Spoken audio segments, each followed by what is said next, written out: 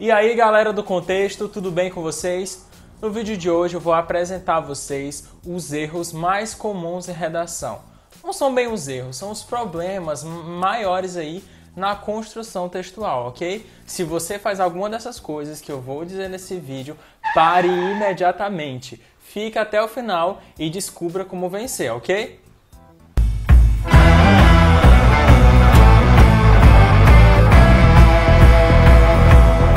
Gente, antes de mais nada, a gente chegou naquela hora de mendigar aquele like aí pra você. Eu sei que é chato, mas a gente precisa, né? Para o vídeo poder ir pra frente, né? Então, deixe seu like, se inscreva no nosso canal e fique por dentro do melhor conteúdo de redação da internet. Certo.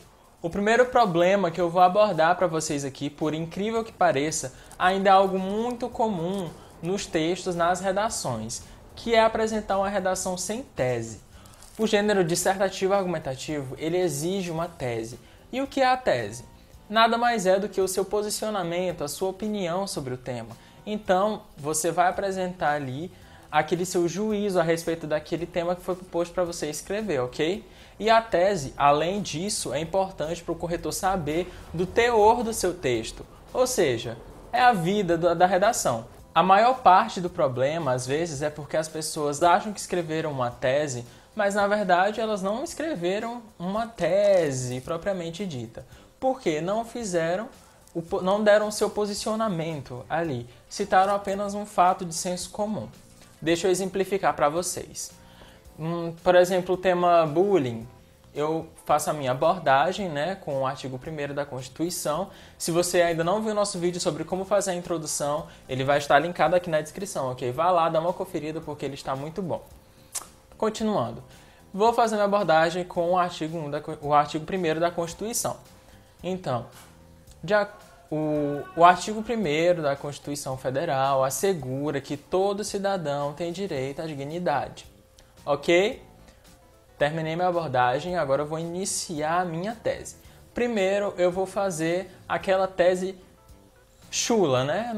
Que não é uma tese, mas que vocês pensam que é uma tese. Sob esse viés, milhares de crianças e adolescentes sofrem com a prática do bullying no Brasil.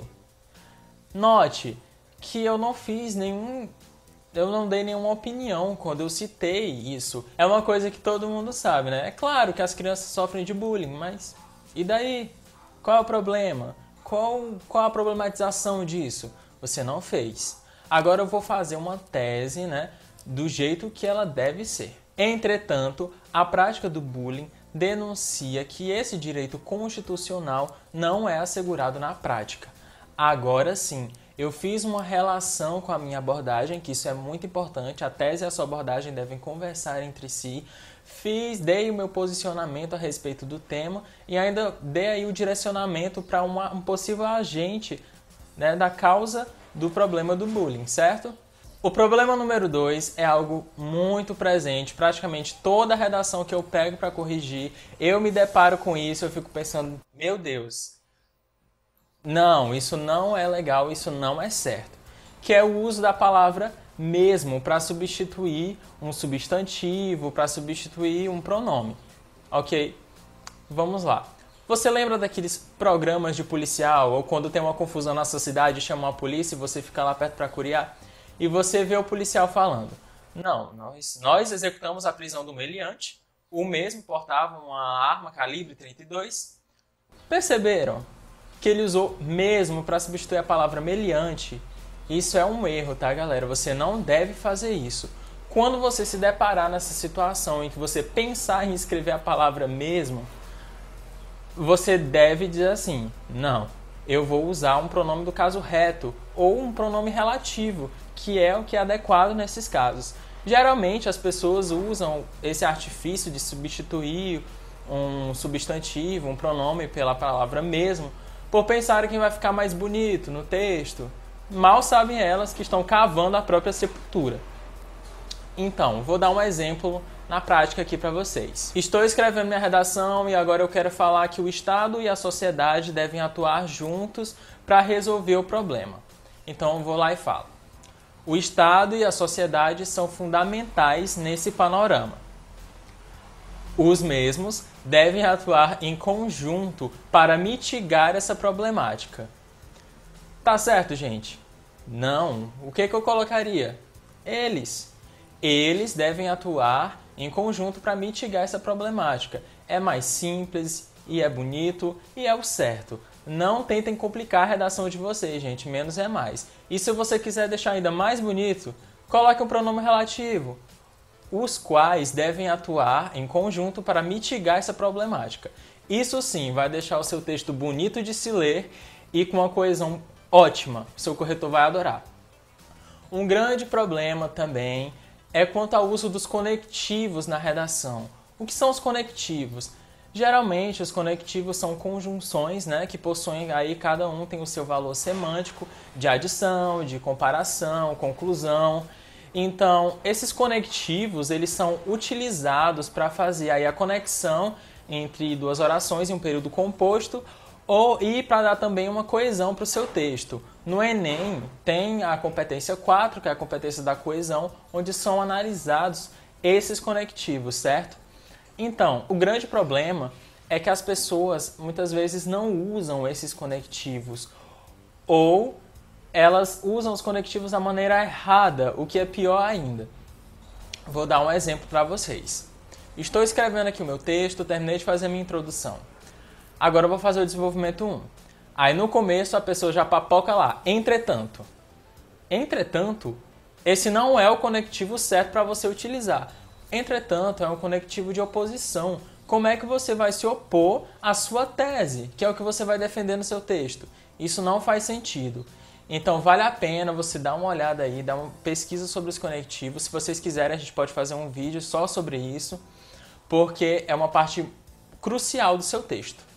Agora lembre daquela redação do seu coleguinha que ele pediu para você corrigir. Aí você lê a redação e você começa a se tocar que ele está falando a mesma coisa em todos os parágrafos. A redação se repete, você pode cortar qualquer parte dela que não vai fazer a menor diferença no final.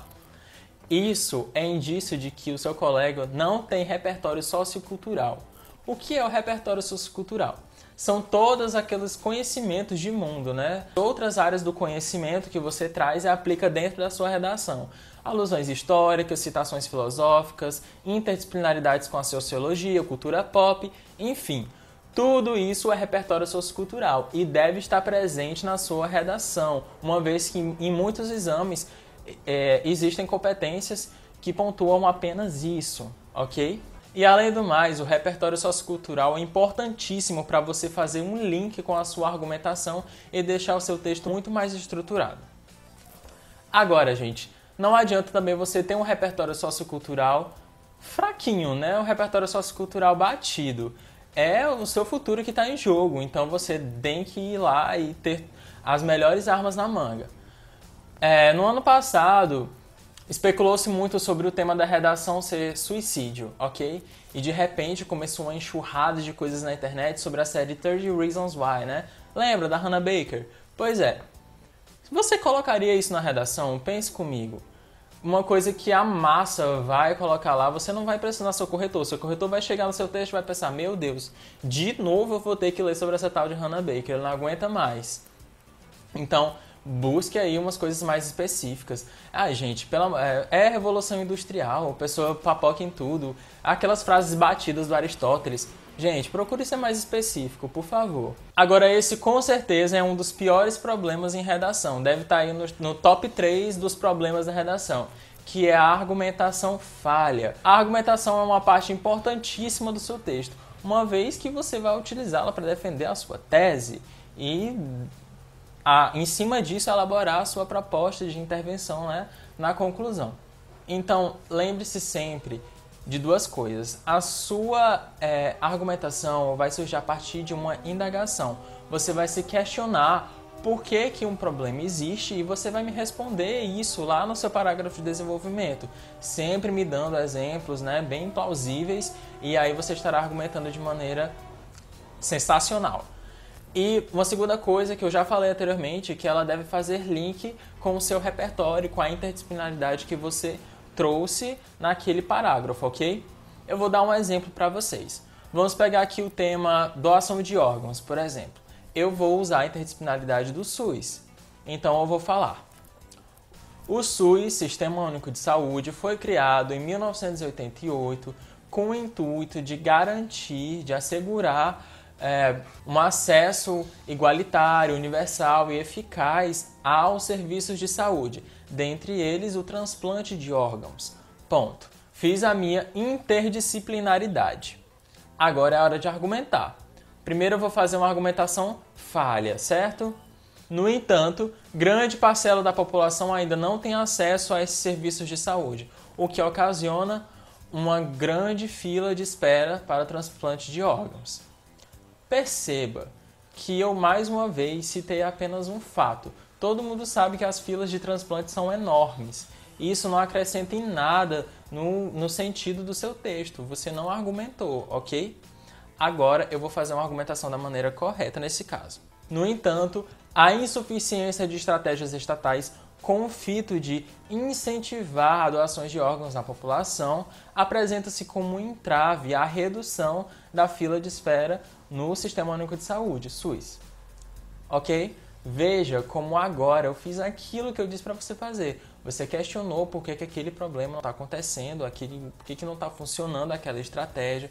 Você disse o agente causador daquilo e deu uma apresentação, um panorama geral, um spoiler do que você vai apresentar lá na sua conclusão como proposta de intervenção. Então procure fazer sempre assim, tá, gente? O próximo problema, com certeza, é bem complicado. É a questão da conclusão. Muita gente faz o texto inteiro, aí quando chega lá na conclusão pensa, meu Deus, o que eu vou fazer agora? E faz ali uma coisa que a gente não consegue identificar muito bem o que é. O corretor pega a prova, a gente pega a redação e fica lendo, tipo... Então, mas isso aqui vai pra onde, filho? Porque você deve ter internalizado uma coisinha muito simples, muito básica para a elaboração da conclusão. Você já deve ter ouvido falar aí na estratégia das 4 perguntinhas, que na conclusão você deve apresentar o agente, no caso, quem vai fazer aquilo, o que ele vai fazer, como ele vai fazer e o porquê, qual o intuito dele fazer aquilo, certo? Você tem que responder essas 4 perguntas, nem que seja de uma maneira muito magrinha, mas pelo menos você não vai perder aí tantos pontos na sua conclusão. Eu vou dar um exemplo para você. Violência contra a mulher, por exemplo. Digamos que lá no meu parágrafo de desenvolvimento eu argumentei que o maior problema é que não existem muitas delegacias, né, específicas de violência contra a mulher, não estão bem distribuídas pelo território. Então eu tenho que resolver isso na minha conclusão. Eu vou falar, o Estado deve... O Estado deve? Não, gente. Lembre-se de especificidade. Então você deve buscar ali qual setor do Estado vai fazer aquilo ali. Então por que não colocar o Ministério de Segurança Pública? Ok? O Ministério de Segurança Pública deve ampliar o acesso às delegacias de violência contra a mulher, deve aumentar o número de delegacias contra a violência da mulher. Ok, já disse quem, já disse o quê. Agora como? Sempre que eu falo em ampliar, em construir coisas, eu preciso de quê, gente? Dinheiro, fomento, bufunfa, din-din. Então, quem que dá esse dinheiro? Secretaria do Tesouro Nacional.